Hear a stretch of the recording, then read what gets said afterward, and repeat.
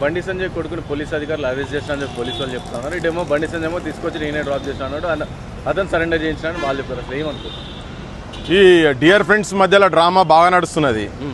ఎవరు RS brothers బండి సంజయ్ను రేవంత్ రెడ్డి మధ్యలో ఇదేంది మరి వాళ్ళు అరెస్ట్ అంటుర్రు, ఈయనేమో మేము పంపించినాం అని చెప్పని అంటుర్రు. ఇది ఏందోటి జనంకైతే తెలియాలి కదా ఈ డ్రామాలు ఆడు ఎక్కడిది ఇదంతా.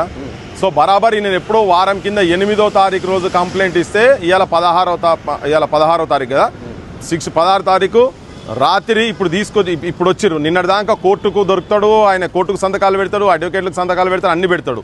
ఇది ఒక తమాషా అయిపోయింది. ఏంటంటే ఒక కేంద్ర హోంశాఖ సహాయ మంత్రి కొడుకు ఒక మైనర్ బాలిక మీద అత్యాచారం చేసిందని చెప్పి కంప్లైంట్ ఇచ్చిన తర్వాత తీసుకొచ్చి బొక్కలవారేసేది పోయి అతనికి పెద్ద సుప్రీంకోర్టుకి వెళ్ళి గంటకు లక్షల రూపాయలు ఇచ్చేటువంటి అడ్వకేట్ని తీసుకొచ్చి వీళ్ళకు ట్రయల్ చేస్తారు.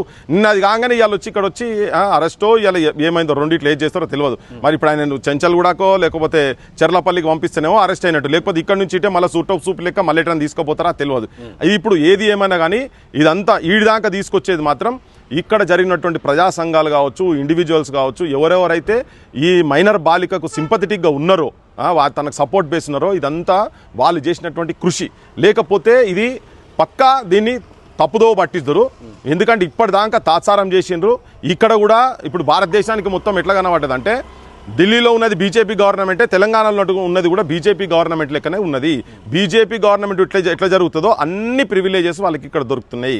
రాజమర్యాదలతోటి తీసుకొచ్చి ఇక్కడ పెట్టిండ్రు. అదే సామాన్య ప్రజలకు, సామాన్య పేద ప్రజలు ఇంకెవరన్నా కానీ ఒకవేళ అట్లా జరిగేది ఉంటే ఇవాళ వరకు ఈ 6 రోజులలో ఎన్కౌంటర్లే జరిగి ఎక్కడైనా సంపిపరిద్దరు. కానీ ఈ పిల్లగాని మాత్రం పెద్ద పెద్ద కార్లల్లో, కోట్ల రూపాయల, లక్ష రూపాయల కార్లలో తీసుకొచ్చి ఇక్కడ పెడుతున్నారు. ఆయన ఢిల్లీకి వచ్చిండట్టు ఇక్కడికి, ఇక్కడ రాగానే తీసుకొచ్చి ఇక్కడ ఊసబెట్టారు. ఈ చర్చలేదో మాకు అర్థమైతలేదు. మరి తీసుకొని బొక్కడ ఇంకే ఏమున్నది ఆడ.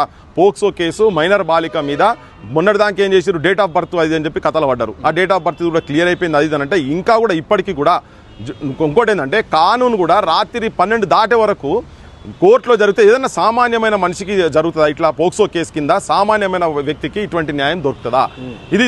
ఇది అసంభవం. మన దగ్గర మాత్రం అసంభవం.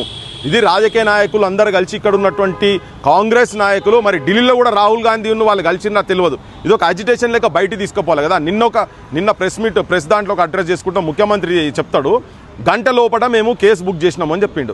అది పచ్చి అబద్ధము. నేను జనంకి చెప్పదలుచుకుని ఏంటంటే సాయంత్రం 6 గంటలకు ఈ పోలీస్ స్టేషన్ కాడికి వస్తే 8వ తారీఖు రాత్రి 12:45 ఖాళీ అర్జీ ఇచ్చినామని చెప్పి ఎండార్స్మెంట్ స్టాంప్ కొట్టిస్తానికే గప్పటిదాకా తీసుకున్నారు.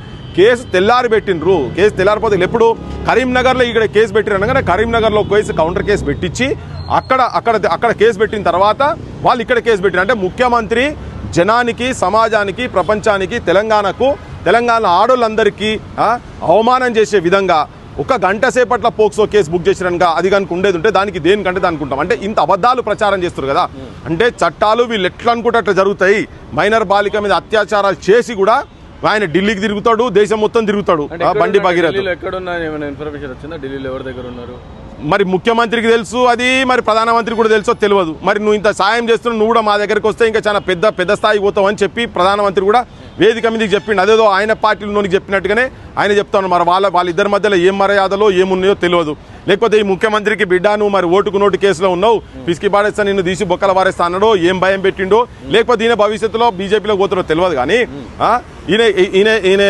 ఈయన పార్టీ లీడరు రాహుల్ గాంధీయా లేకపోతే నరేంద్ర మోడీ అనేది అర్థం కాకుంటున్నది. ఇప్పుడు ఇక్కడనైతే క్లియర్ కట్గా చెప్పదలుచుకున్నాం. అందుకనే న్యాయము బరాబర్ నేనేమంటున్నా అంటే ఒక సిట్టింగ్ జడ్జితో వెంటనే ఫాస్ట్ ట్రాక్ కోర్టు పెట్టి దీన్ని ట్రయల్ చేయాలి. ఇప్పుడు ఎట్లున్నదంటే ఈడ బాధితురాలే ముద్దాయిలేక ట్రీట్మెంట్ జరుగుతున్నది ఇక్కడ వీళ్ళకు. ఈ పోలీస్ స్టేషన్ కావచ్చు, ఈ ప్రభుత్వం చేతులల్లా వాళ్ళు ఎవరైతే ముద్దాయిలు ఉన్నారో వాళ్ళు ఏంటంటే చట్టం మొత్తం వాళ్ళ చేతిలో ఉన్నట్టుగానే వ్యవహారం జరుగుతున్నది. వాళ్ళకు రాచమర్యాదలు జరుగుతున్నాయి.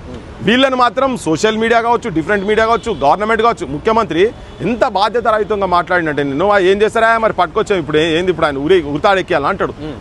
ఎంత సింపుల్గా మాట్లాడుతున్నట్టు ఆయన.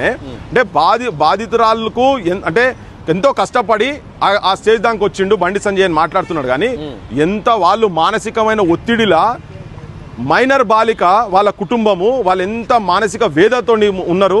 ఇంత అవమానపడి కుటుంబం వచ్చి చితికిపోయి వాళ్ళు ఎంత డౌన్ ఉన్నారో దాని గురించి ఒక్క మాట మాట్లాడలే, కానీ ఆయన మాత్రం కష్టపడి వచ్చారు. మరి వీళ్ళేం చేసి వచ్చారు? ఇంకోటి పైసలకు గురించి చేసారు అనేది కూడా చాలా దుర్మార్గమైన దుష్ప్రచారం. వాళ్ళు బండ్ల నెంబర్లు ఒకటి 4MATIC బెంజ్ కార్ ఒకటి ఉన్నది వాళ్ళ దగ్గర, ఫార్చునర్ ఉన్నది, ఆల్ 9s 11 లక్షల రూపాయలు ఎక్సెస్ పే చేసి తీసుకున్న బాపతోలు.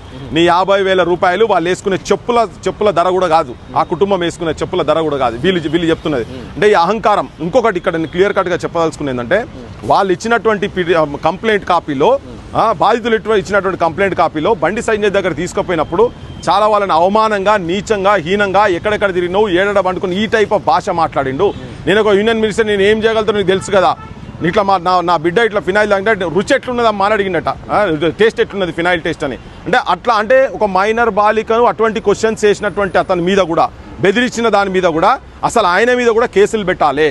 A1 ఈయనైతే A2 ఆయన మీద కూడా కేసు పెట్టాలి. భగీరథ్తో పాటు బండి సంజయ్ మీద పెట్టాలి. బండి సంజయ్ని వెంటనే బర్తరఫ్ చేయాలి.